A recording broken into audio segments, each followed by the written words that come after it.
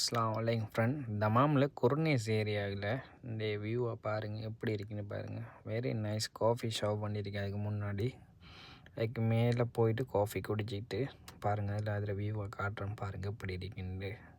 Super place. நீங்கள் ஒரு தரம் வந்து ட்ரை பண்ணி பாருங்கள். ஃபேமிலியாக இருந்தால் ஃபேமிலியை கூட்டிகிட்டு வந்து ட்ரை பண்ணி பாருங்கள் எப்படி இருக்குன்னு பாருங்கள். சூப்பர் இடம். நல்ல ஒரு ஃபன்னுக்கு சூப்பரான இடம்.